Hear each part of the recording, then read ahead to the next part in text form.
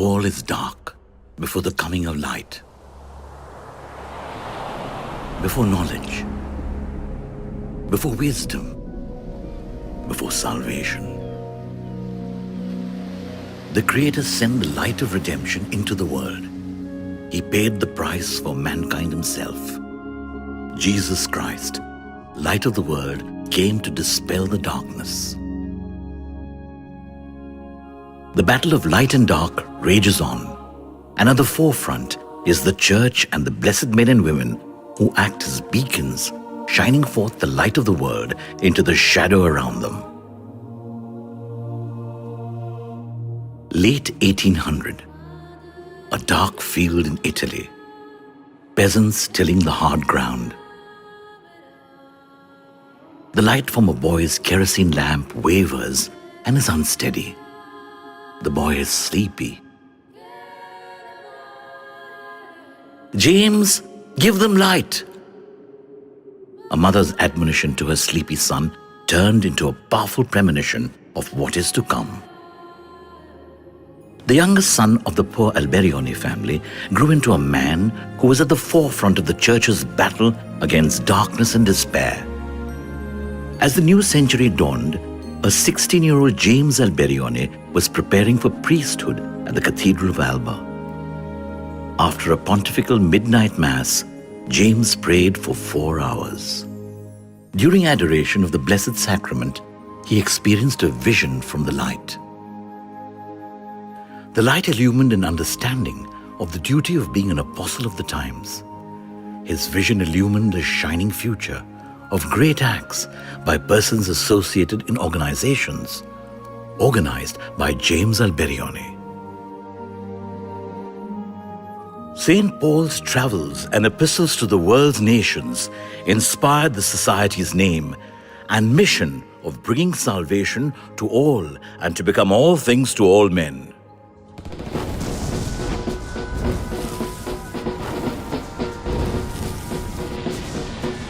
Bullets, bombs, and bayonets destroyed an entire generation and inspired the modernist movement. A denial of all the certainty of Enlightenment thinking and thus religious belief. Unknown to the world, a little flame had been lit. On August 20th, 1914, Father James Alberione put up the first printing machine and welcomed the first group of boys to work the press, thus formally establishing the Society of St. Paul and establishing the apostolate of the media. And so was born the Pauline family, a flame that grew into a raging fire. A congregation of priests, brothers and sisters to use the media to proclaim the truth of the gospel and the values of a kingdom that transcended this world.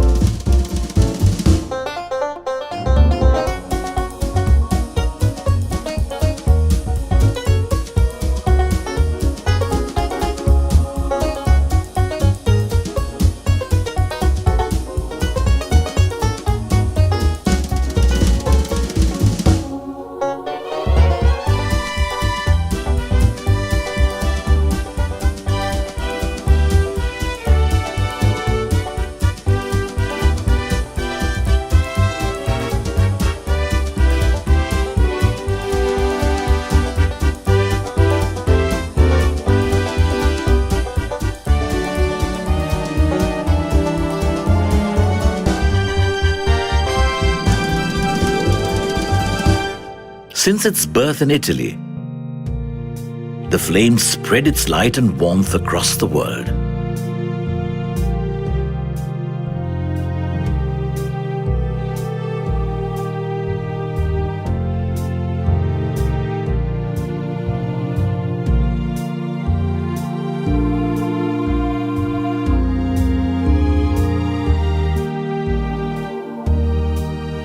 The most important activity of the Society of St. Paul in India is St. Paul's publications and Better Yourself books with over 1,500 running titles reaching thousands of homes in India and abroad.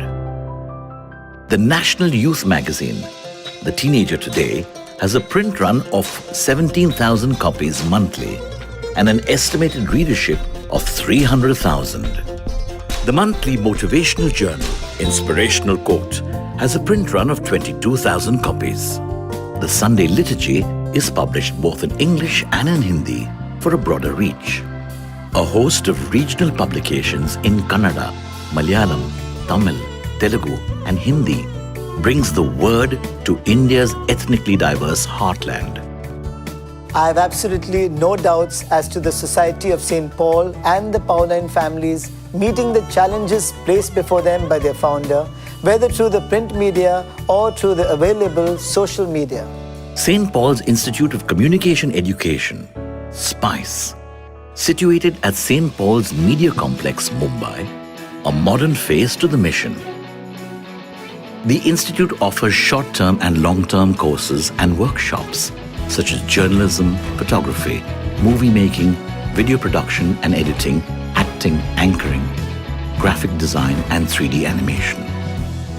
I believe that St. Paul's Institute of Communication Education provides the right academic environment and rigor that enables you to hone your creative skills and develop your core competencies. The Department of Mini Media, known as St. Paul's Communication, engages in designing, printing and distributing simple and attractive bookmarks, greeting cards, calendars, pictures, plaques and more. St. Paul's Audiovisual and Multimedia departments produce and distribute audiovisual aids for educational, inspirational and recreational purposes. A sense of fulfillment and sharing in the Pauline mission of living and giving to the world Jesus Master, the way, the truth and the life. The Indian province consists of 51 institutes in India, Nigeria, Great Britain and Ireland.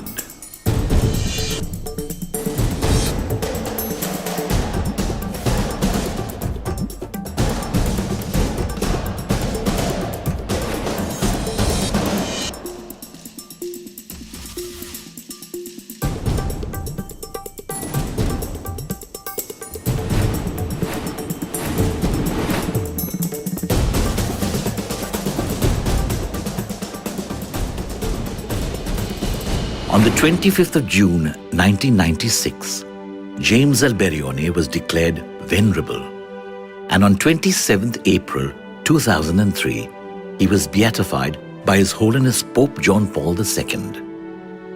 And truly in the city of Bombay and definitely for us in India, St. Paul's has been a great blessing for us to be able to give us the Catholic perspective of the various goings on in the world as well as those that are happening in the church. And so as we celebrate this day, we're grateful and thankful to St. Paul's for giving us the true Catholic perspective to look at the world and the church in that lens.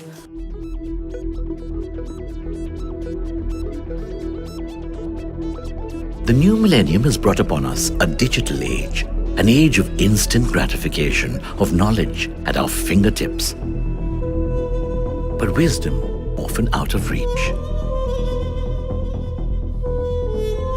The Society of St. Paul faces a challenge, reaching out to the darkness of the world with the light of the gospel in one hand and an iPad in the other. Taking on the challenge with a vision for the future, highly qualified educators revolutionize media and communication learning. A network of institutes across the country. St. Paul apps for personal and commercial uses. An interactive website impacting the Indian Church. The first ever Indian Catholic FM station.